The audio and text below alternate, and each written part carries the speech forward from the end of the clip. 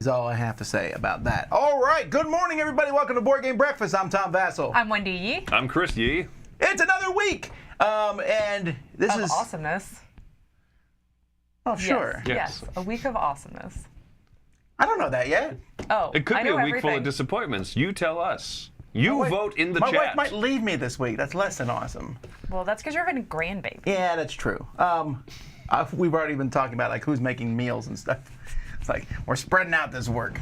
At least you have teenagers, you know, they can help out still. A to the men of that. So that's going on. So, couple things. First of all, I got 3 pieces of news for you. First of all, there's a contest. And that contest is for this game you see behind me called Skull Canyon Ski Fest, which you might have seen us play in the Spring Spectacular. Mm-hmm. And if you haven't seen us play it, you can go back and watch how it's played. So you want to ski? Do you want to avoid Yetis? Do you want to go and hang out in a hot tub? That's the kind of things that Yes, I do. here. 2 and 3, please. That's actually the only thing I want to do is hang out in the hot tub. Oh, did you do it again? All right, so.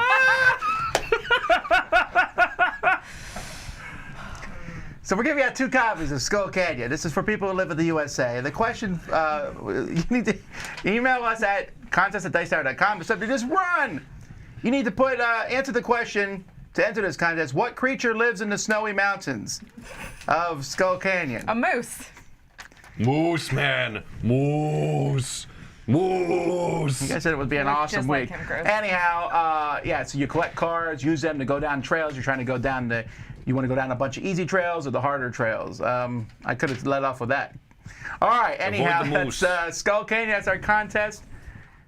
Go ahead and enter it. All right, secondly. Are those your antlers? Like, what is that? Yeah, Oh, Moose okay. Man antlers. Yesterday, Gen Con's events opened up, and we have a live top 10 or top something going. We have a show there. We do a show every year at Gen Con, so you can go sign up for that show. It's almost half sold out already, so we'd love to have you there. It's a fun time.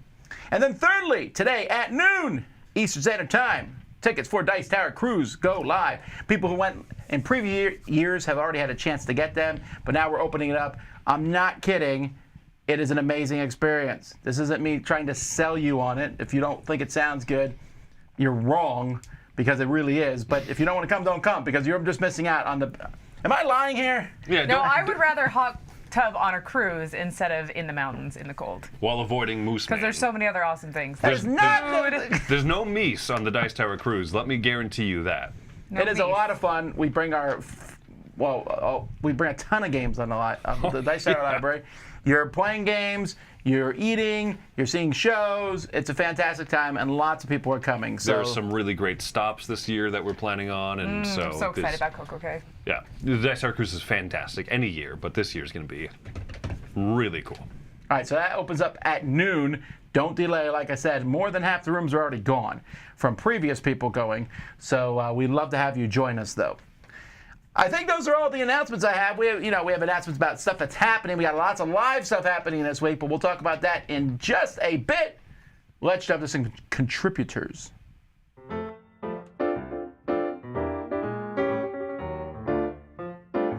Hi, it's Tarrant. And Stella here from Maple University.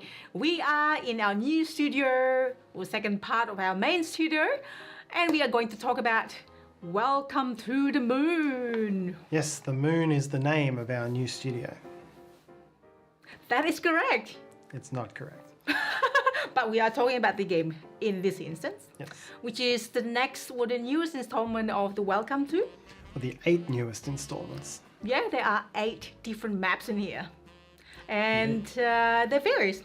So there's the first one that you don't really like that much, but then the rest. Yeah, there are 7 that have a very classic Welcome to feel.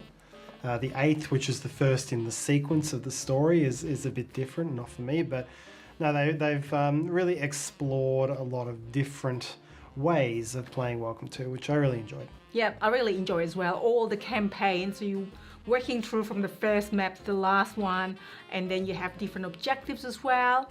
What do you like about this most? I think what I like is that they've retained a lot of the classic Welcome to and the icons and colors that represented the different actions. I think that makes it really easy to play. Yep, indeed. Well, same with me. This is very enjoyable and a variety of map that you can choose from. You don't have to do it from, front to back. And that's it. Hopefully you have got a chance, you will have a chance to play, or you had a chance to play it and enjoy it as well. Thanks for watching. See you next time. On today's episode of Charlie's Quick Reviews, we're going to be looking at Wingspan, a game about birds, but not just any birds.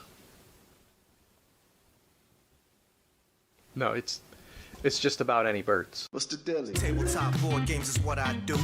Charlie gonna hit you with the quick review. Here's what's great about the game. It's got birds. This game is smart. Not that it's gonna make you feel dumb, but that it tricks you into learning things. I accidentally learned in real life that quails lay a ton of eggs. This bird loves to eat fruits in Jamaica, and it has a wingspan of 27 meters. And it also likes jazz music. See, I can't get it out of my head. The artwork is excellent. The components of the game are excellent. Combo.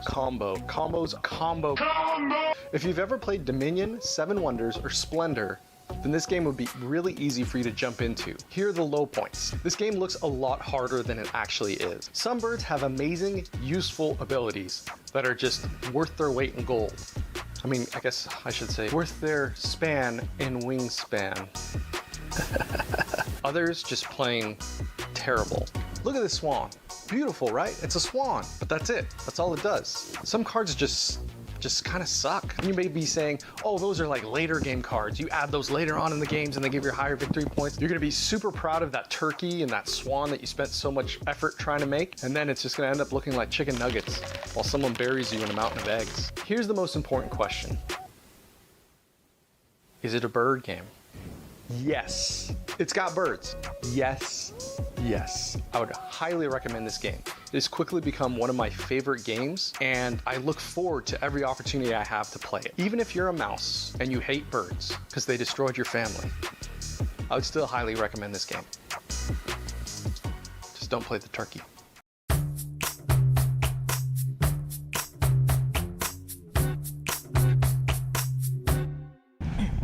As we go back 20 years, I would like to clarify something. If the cruise is absolutely amazing, I don't know that I could exaggerate the cruise really. Like as I could. But is it added positively? You get gold bars when you come on or whatever. I mean, I could lie about that, but it's the most relaxing. The price is all inclusive. You don't have to worry about what you're eating. You don't have to worry about where you're sleeping or any of that. It's all done. And there's gaming 24 hours a day. So actually not a lot of gaming done between 4 and 5 a.m. People tend to sleep a little bit on the cruise, which I'm proud of. I'm glad that people do. But once 6 is, I'm back in there in the morning.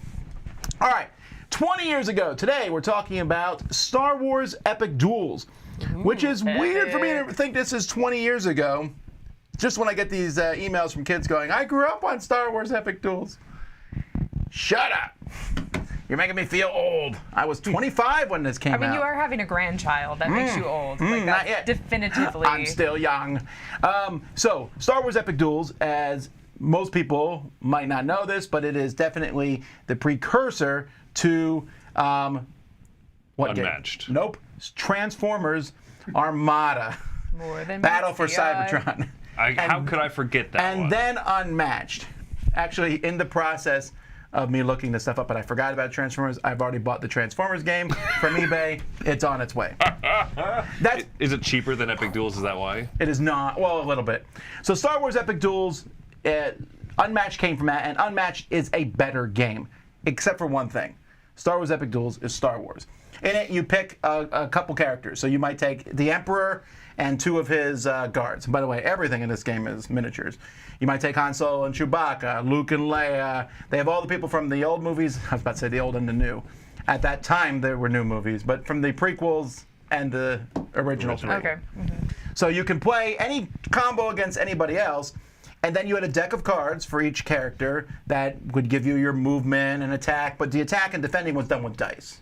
So you rolled dice. So Epic Duels is more of a straightforward, you have your thing. Here it was just luck. You could miss, block, hit, whatever. And also some of the matchups would be done. I mean, the Emperor against Han Solo, I don't really care what Han Solo is doing. The Emperor is going to win, you know. But in this one, Han Solo and Chewbacca have a chance. So you get to play Anakin or Darth Vader? Yes, you can play both. You can actually play Anakin against... Anakin and Padme are one of the groups, so you could play Anakin against Darth Vader. That's weird. That is weird. But... Time warp, wibbly wobbly. It's one of those, you just take place in an asylum and I'm sorry, that was a spoiler. But we just actually, in that giant collection we got on Friday, we got this game finally for the Dice Tower Library. So I'm very pleased about it. That's why you bought the Transformers. Right, and so the Transformers actually works with it. Oh! Yeah, not particularly well, but who cares? Oh, that's weird. That was weird. So the Transformers, and then it was done because Hasbro, if a game doesn't make $1 million, they stop making it. Sure. And so I was hoping for lots of different. I was hoping for G.I. Joe Epic Duels. That never happened. As it is, though, Epic Duels is now doing what we wanted it to do, having Jurassic Park, Bruce Lee, all that stuff, Marvel superheroes. You mean They're Unmatched? not compatible. Did I say Epic Duels? Yeah. Unmatched. Mm-hmm. Unmatched is not compatible with Epic Duels, even a little. Epic Duels has squares that you move around on, and Unmatched has those point-to-point, and the range and stuff is a little bit different. But those are just details. I gave Star Wars Epic Duels a 7. I like it. I mean, it's a little clunky. It's definitely a kid's game in many ways. You're just playing. All games are kids' games, but you're moving around and just rolling dice. Woo! But I liked it a lot, and if you find it for an inexpensive price, I wonder what it is selling for eBay. All what is games 67 listings. Are kids' games. Yeah, Tom I'm still Bassel just pondering on said, that. go play Lisboa with your babies, is what Star Tom Wars Bassel Epic said. Duels, the cheapest version I can see here is 60, but most of them are over 100. So, okay. It's not cheap. But if you find it at a garage sale, and that's the best place to hunt down these games, is garage sales. The person there doesn't know necessarily. Don't try to make it, you know, that's, if you go to a garage sale and the game there is like worth 150 and they're selling for 20, don't try to get them down to 10. I feel like that's just being a jerk. Don't do that. And I know people who do. Mom. All right, let's move on. What is up? My name is Melissa McCack, and this is Smashing Buttons and Slamming Cards. This is a segment where I talk about a video game I love and I connect it to a board game I love. And this week, I want to talk about Thrillville, the video game. This is a game I used to play for the PlayStation 2. It is essentially you building your own amusement park, your theme park, and in whichever way you want, really. And it was a lot of fun. Just like you could have roller coasters, different like mini games and arcade games, but also different kinds of rides and things like that. So it was a lot of fun building it, managing it, all that sort of stuff.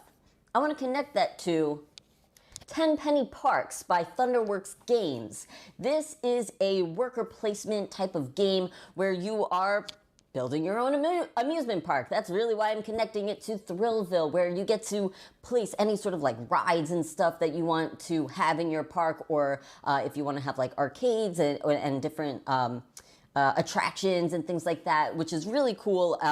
This game is so much fun. It's probably my favorite amusement park themed board game at the moment.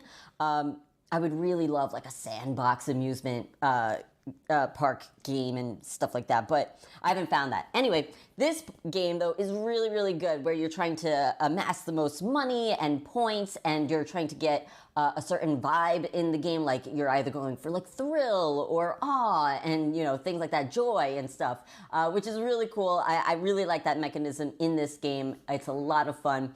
I would highly recommend checking this one out. Anyway, that's it for this week. Thank you so much for watching. If you'd like, you could check out mine and my brother's channel called Room 51. I'll catch you next time.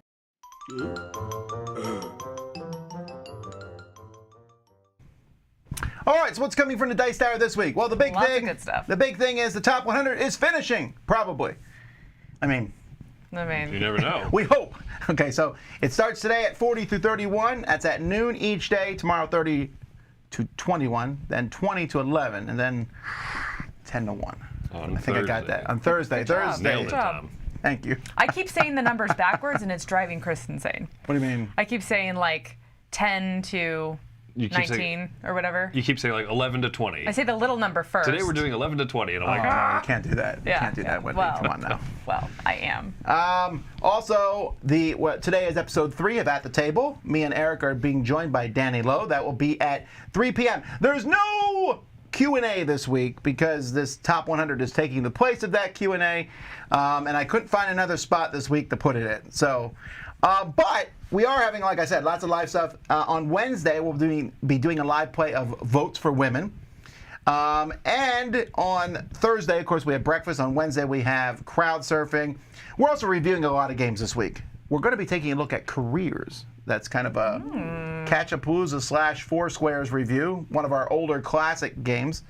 I'm taking a look at that giant game Uprising, Noble Run, Sorcerer's Arena, Squaring Circleville, finally, is getting reviewed. You guys have played that a lot, or you've been trying to get it played a lot. yeah, because we'd played a lot 2-player. We thought, okay, well, wanna see a a 3. 3-player opinion would be, more player count, 3 and 4. So the answer is correct. Yes, we've been trying to play it a lot with your Chris has players, brought up a but- lot. He's like, hey, Squaring Circleville. And Gotta we're get like, done. Gotta get done. People are like, that game is very brown looking. Yeah.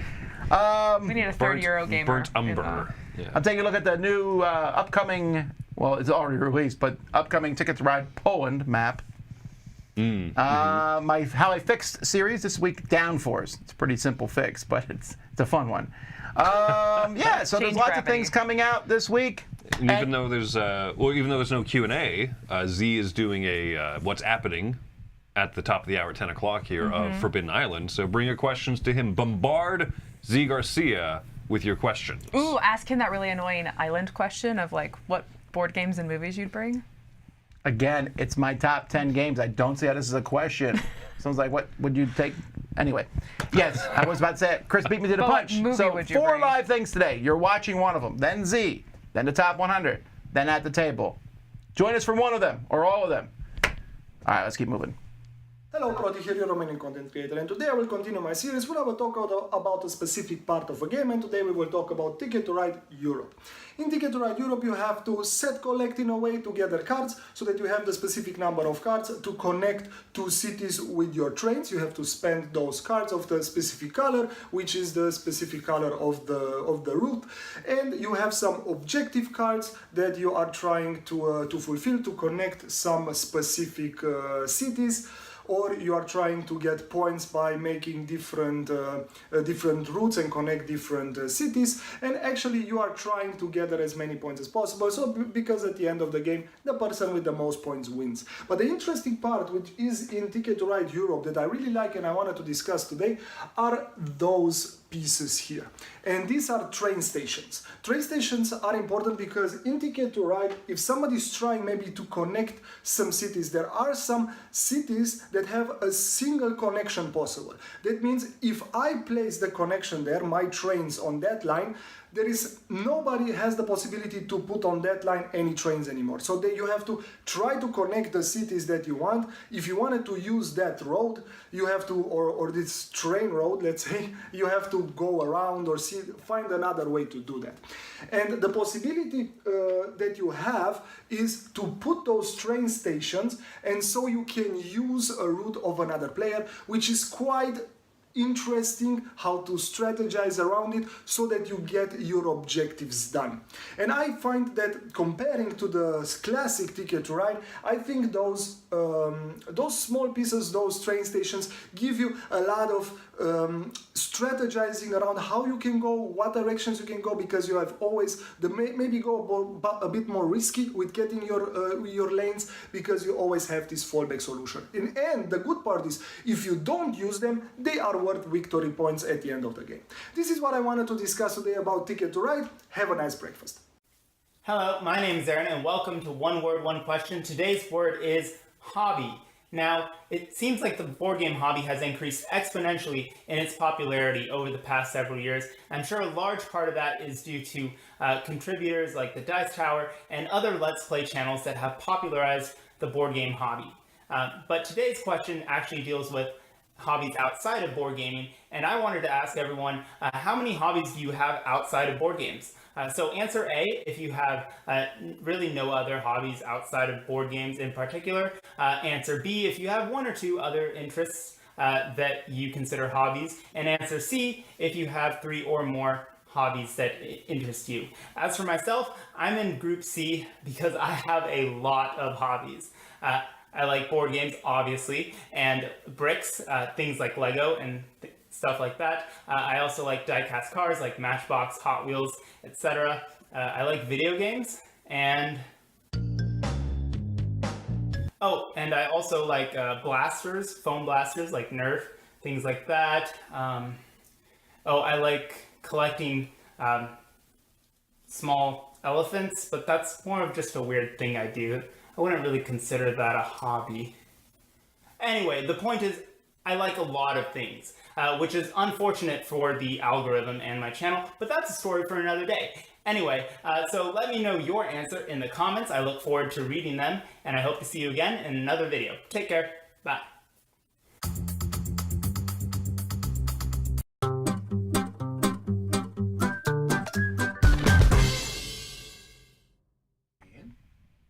So I'm really curious what it is that makes you or somebody else like really want to play a game. Like if I'm told about a game and I don't know much about it, what is the thing that's like, ooh, now I'm interested? So I'm very curious about you guys. For me, it's very mechanics driven and a little bit of theme. So if you tell me like, ooh, this is a game where you're going to be able to boop and bop and, you know, really upgrade stuff or engine build, or as you pick up pieces, you put them on the board, you get new incomes. Like if you tell me those kind of mechanics, I'm excited about the game. And especially if you tie those mechanics into a theme, then I'm like, ooh, even better. What's the last theme that got you excited? Because I feel like if there's kind of this continuum of like, mechanisms versus theme interest, you are so far removed from theme. I am really far removed from theme. I'll have to think about that. All right, You so tell you're me saying yours when and I I'll said ponder Star that. Wars Epic Duels, that meant nothing to you? And then when I said Transformers, that also meant nothing? Yeah, I don't really care about Star Wars Transformers. Oh, I like the movies, but, well, Transformers is my... Okay, good, because I was a little concerned there. When I was talking about Transformers, I was talking about the cartoons. But that's not why I'm excited about playing a board game. I want it to be, like, mechanically awesome. I also want board games to be mechanically awesome, but I don't know, if there's no theme, I'm not as excited. Like, Squaring Circleville is a cool theme as a brief moment of they took a city that was a circle and made it a square. I'm like, that's interesting, briefly. But as a game theme, I'm like, oh, that's the theme. That doesn't get me as excited as if you said, here's a theme about, they made Ocean's 11 into a board game. I'd be like, ooh, did they? Is it good? Okay, so yeah, so then there's that question of like, is it good? Because you tell me that they're making another Brandon Sanderson game, and I'm going to say, I'm reserved here. Love Brandon Sanderson, love his books, but like, yeah, but that's only because you had struggle. That's because you had bad reactions. You're using past stuff. Well, yeah, because that's what we use in life. But you can't use past stuff with mechanisms, though. Yeah, you can. No, because I can say it's a new deck building game, but it could be a terrible deck building game. Well, it could be, but if you're describing what makes it special about a deck building, like, it's not just a deck building game. You have to tell me what makes it special mechanically. I know, but that's the way it works with everything. Yeah, I'm just more excited about the mechanics than I am the theme. If I'm trying to sell a game to Wendy, not sell, right? Lie. But if I bring home a game, sometimes a few of them, and I'm like, okay, I think that you're going to really like this one because what I lead off with is 100%. This is cool worker placement stuff that I think that you'll really like. This one has supposed to have a good economic engine that you build up that I think you'll like. I never say like, check this out, it's the new Star Wars game. It's the new Jurassic Park game. When it's like, okay, it's not gonna sell it. But for me, I'm also more in that realm. I know that like designers, if I have a few trusted designers that I really like, as soon as you drop some of those names, I'm like, okay, I'm for sure playing this one. The Italian group, the Luciani and Gigli and Tabanusi and Tabanusi's not a designer, but yeah, that group, yeah. Those people. Or Phil Walker Harding. I mean, if you tell me that there's a Phil Walker Harding game, I'm going to assume that it's got good mechanics. They're not all hitters, but most of them are for me. Like, I really enjoy his stuff. They're all enough that, let's play that. Let's go ahead and try that one, Yeah. Might not insta-buy, but I think designer pedigree has a lot to do with my excitement. So are you mostly theme, Tom? No. Like, what are you? I'm all kinds of stuff. I get excited about a game. I don't know. I mean, it's a good top 10 list. I already told Wendy this. This is not for a Potential spoilers for the future. It's too much. Maybe it's someone who I really trust telling me a game is good. Okay. Or someone that knows your tastes. Because I've been foiled by publishers. I've been foiled by designers. Not as much. Designers, but publisher, I mean, I could like every game they have, and then they come out with a bomb. Mm-hmm. Sure. Theme, I mean, I get excited about a theme, but that doesn't necessarily mean the game is good. But the topic is what gets you saying, What gets you like, excited? It's not like what makes for a good that." game. Yeah, but I get excited for like a brief second, and then I'm like, but is it good? Sure. Yeah. Mechanisms, no, because my favorite mechanisms can be done in a terrible way. I don't know. It's a combo. Yeah. It's a combo of all that I think stuff. it is a combo. I agree. No, yeah, there's no single thing, but yeah, it would be a difficult challenge to almost rank. A colorful and cover. quantify. Pretty cover. I know, I'm you don't want serious, brown I don't on brown know, on brown? I a little beige? Mike, say the line. What are you? Shallow gamer. Shallow gamer. Shallow gamer. Ooh, Well, that's a good series name. The Yeah. Shallow Gamer. Ah. now we know Mike's ticket. Oh, I guess that was the end. That's what I'm thinking. That means move on.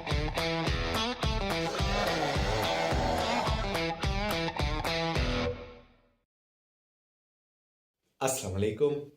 Power Grid is a beloved game of Eurogamers because they love deterministic things. There is no randomness in this one.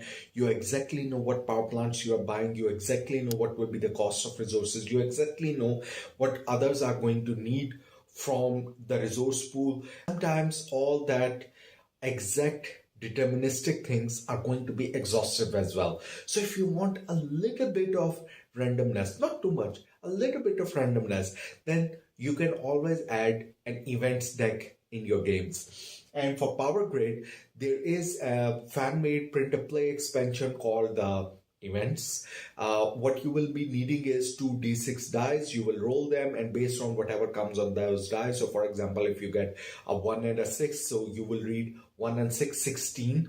You're going to read event number 16 on the event chart that is available as a print to play, and then that event applies to this round of the game.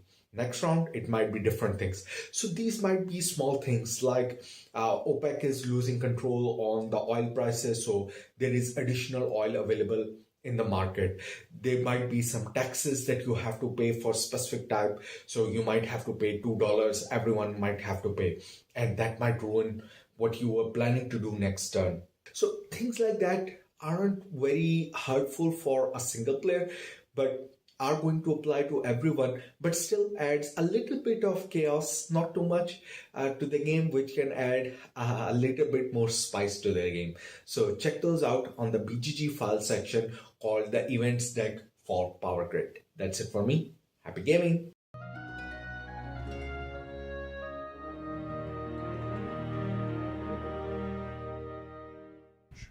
End the stream, Mike. That means end the stream. So, Doctor Strange. So again, we're not going to spoil it a ton, but there's going to be slight spoilers for it. If you don't want to be spoiled on a Marvel movie, you need to see it the week it comes out. You were there. It's so hard, yeah. Well, even the trailers become increasingly more revealing. spoilerific. Yeah, you know, and so it happens. If you haven't seen it yet, though, let me tell you this: to see it and understand what's going on, you need to watch. You need to have watched the first Doctor Strange movie. You need to have watched the WandaVision TV series. I don't think I'm exaggerating. You need to have seen that series. Yeah. You need to have seen, or at least know what happens in the Infinity War / Endgame.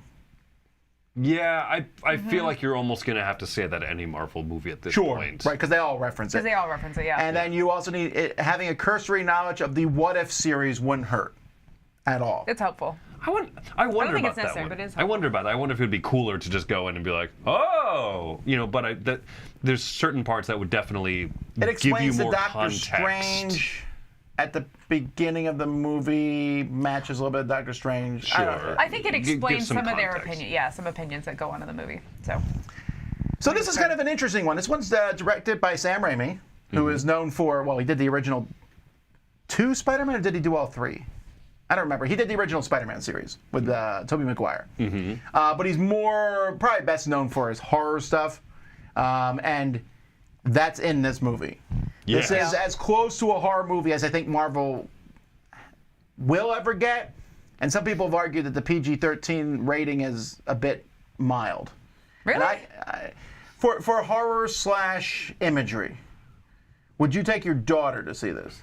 Not my 6-year-old. Well, you're right. But I would. PG-13 is not for 6-year-olds. But I would bring a 13-year-old to this. It's hard because Well, yeah, but there's a big. Okay, so PG-13, that's all made up numbers anyway. Yeah, sure. Absolutely, right? Because I would, with our daughter right now, we could watch the first Captain America movie. We could watch we watch the Guardians of the Galaxy movies. You know, there's stuff like that that's PG-13. And some of that PG-13 stuff is like going over your head. Yeah. Yeah. Horror doesn't go over your head.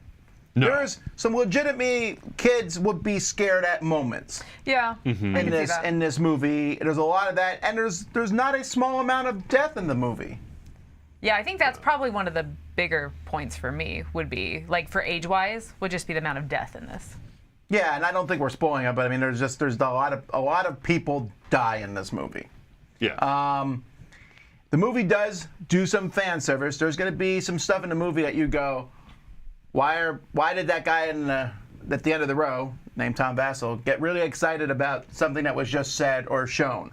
Sure. Because it's from the comics / and we're like, yes, finally, that sort of thing. Something.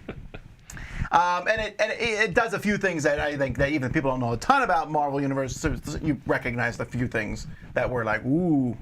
The plot was. So this is where I'm trying to be coy about spoileries. So the villain was good, I thought, although there was a couple holes there. Specifically. I feel like motivation. I was struggling with motivation. I agree. Motivation worked a little bit, like an initial motivation, but the motivation wasn't complete, and there was also a lot of workarounds that could have been done. Sure, Yeah. I don't disagree with that. I feel like the idea of It's so hard! the idea of someone becoming increasingly villainous over time is, you know, we've seen stuff like Lord of the Rings or the Harry Potter, so, you know, the idea of like people being around a bad thing so much Evil make people bad. ruins. Yeah. Yes, but Evil consumes. A good one, and I don't care if we spoil this. End of Game of Thrones, one of the characters goes evil really fast. Sure. To the point where it was unbelievable. Mm-hmm. Here, I believed it more. So this. But I also didn't believe that it. It also had, I thought, a cop-out ending of the whole. Am I the monster? I mean, I've seen that so many times. I'm glad the ending was not, hey, punch harder. Well, no, I get that. Yeah. But it's still, that's. So I was reading up, and the stuff that the villain is in previously, wasn't necessarily all seen by the director of this movie, just key points. And so I think that that's what makes the motivation struggle. If you direct a Marvel movie, you need to watch all the Marvel movies and TV series. Straight up. But he didn't. But apparently it doesn't always happen. And so that's part of why I think that there's such a sudden, like, weird shift going on. For me, this is a 7 out of 10. I liked it a lot. There are a lot of moments in it I really enjoyed. There's a lot of funny things in it. I think it definitely moves along the Doctor Strange storyline. Mm-hmm. I didn't think the new character was particularly interesting. Although I thought the cameos were particularly fascinating. I like the villain and the hero. Does not spoil. Wong is in it, and I think he's amazing. Wong needs to have his own movie. Oh man, yeah. He's just great. The Adventures of Wong. Anything shows up, but yeah, him and you know, Benedict Cumberbatch, the two Benedicts, I guess, actually both the actors' names. Oh really? They're fantastic together. Yeah, that part I liked a lot. The special effects I thought were really good. There's a sequence early on in the movie which is just amazing. And that's the thing that I love about that. I would give this more than a 7. I would probably be closer to an 8 because there's a lot of Doctor Strangey, whooshy magic type stuff, which doesn't feel disorientingly, you know, over the top. It just feels really cool and really magical. And I like that. I like all the Sam Raimi touches. I think the over-the-top, but really cool and mind-trippiness of it makes it so that the horror feels less horror for me. Like, for me, it made for it less... me, it wasn't scary. Yeah. But Although there was a couple jump scares where I was like, whoa. You know, but I mean, you get over that. Like, I didn't have nightmares about it. But I think for little kids, it would be scary. But especially if your child is not good with separating reality from fiction. Well, especially since this really does mix the two. It really, really does, yeah. But for me, I would probably give it a 7.5. I feel like I'm kind of in between you two. Like, I enjoyed it, enjoyed a lot of the visual stuff and a lot of what was going on storyline and the epicness of it. But yeah, I struggled with the villain a little bit. I liked having a villain that wasn't generic bad guy, you know, I am Malekith the space elf. I was born evil. Yeah, I know. Again, I thought the villain was fine. I just thought half of their motivation was never mentioned, which bothered me. Sure. That was weird.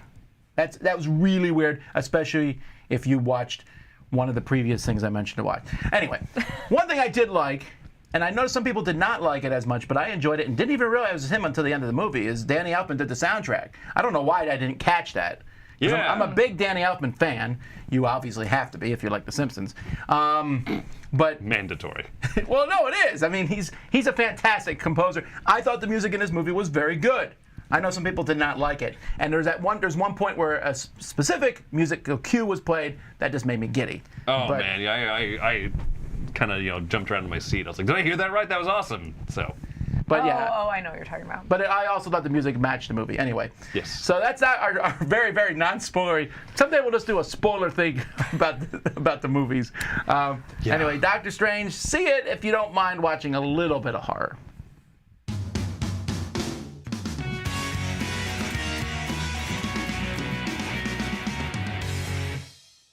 Hey there everyone, it's Jen, the board game librarian, flipping some pages in, pushing some cubes with my segment from the page to the table where I pair books and board games together, and you get some book recommendations. It's amazing. Who doesn't love that? This week we're going to take a look at the very well-regarded Kazuo Ishiguro and Clara and the Sun.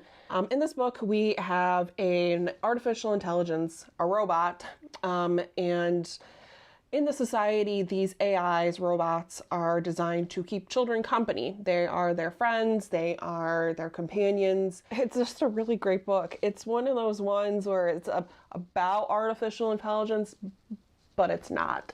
It's really a book about love and understanding each other and empathy and life and what's the purpose of life. I love this book. It's great. High recommend on it. Ishiguro's amazing. So, in a somewhat also possible present future, we have Maglev Metro by Bezier Games. 1 to 4 players, 90 minutes, and ages 14 and up, where you have robots that are moving along in your trains and your subway, I'm going to say subway systems, and building track, you're delivering passengers, and you're doing a bunch of different things. You start off with robots on the board, and then you eventually are able to bring the human workers out as well. Just a really, if you're a train game fan, I think this is kind of a must for you, and even if you're not a train game fan, it's just such a unique game. You're building track, and you're building other things as well. So that is all this week for Jen for Board Game Breakfast. We'll see you next time, friends. Bye.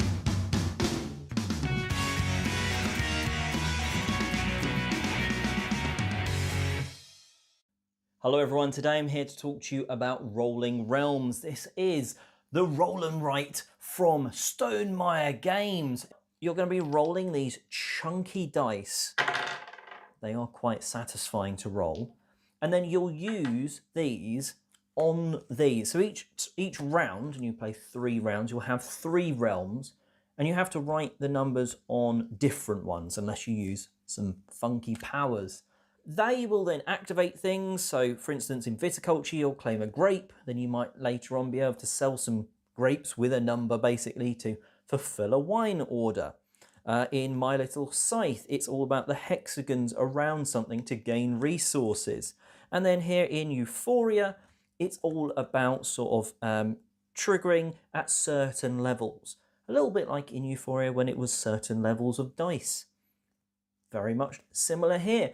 And they all kind of are thematic, from Scythe, Pendulum, basically all the way through to not Libertalia.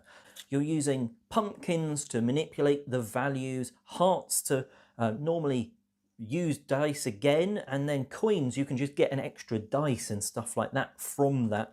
So, you know, you're collecting these resources, gaining points, and at the end of each round, there's that real crunch of, these are my last numbers. How can I maximize the points I get here? It does take a game or two to get into. That first game, you're like, whoa, there's quite a lot. You're learning quite a lot from these because you're playing 9 out of the 11. In that second game, though, you've seen most of them. You know roughly how it plays when it comes back up. And that sort of initial brain burn goes, and then it's just how I want to use sort of the values in Rolling Realms. And until next time, have a great breakfast. And that is, sorry, I was talking about, I don't understand how anyone likes Downton Abbey. Sorry. We were dumbfounded. I've tried to get into it twice, Tiffany, and it just hasn't gotten me. Mike loves it. I just start in the middle, maybe. Hey, you know what gets me interested in movies? Downtown Mike's opinion? Abbey. Not one of them. Action, fantasy. I'm sure Downton Abbey is awesome. I'm tonight going. Me and my kids are gonna watch Downton Abbey. No, we're doing Doctor Who. We're going back and through. We've finally got through the first season of the modern stuff, and now we're in the David Tennant years, and I'm much happier. Yeah. Those are the best. So they did announce that David Tennant and Catherine Tate are coming back to do something in Doctor Who, whether it be a special or something. Yeah. So well, the new Doctor Who is coming out, but I don't think we're gonna. I mean, by the time that comes out, I think the first one's a Christmas special this year. So by the time that happens, maybe we'll get through it all. We're watching about 2 or 3 a week for. Okay. We stopped when Clara left. That's when we. That's a good ending point, actually. Yeah. But yeah, tonight is Cybermen. First introduction to my kids to Cybermen, so I'm excited about that. Yeah. Are you gonna show them your wicked dance moves? Now. All right, folks, that is it. In 19 minutes, Z will be showing us live what's happening, and then these two will be back with Roy and Camilla for the top 100 of all time at noon, and then I'll be back at 3 with At the Table, Tom and Eric. Sounds good. This is ridiculous. All right, we got lots of other things to do. Boop. Thanks for watching, everyone. Until next time, I'm Tom Vassell. I'm Wendy Yee. I'm Chris Yee. Have fun doing the robot dance. Thanks for watching Board Game Breakfast. Tune in each week for your daily dose of gaming goodness with Tom Vassell and all the gang. Until next time, I'm Eric Summerer, and you've been watching Board Game Breakfast, a Dice Tower production.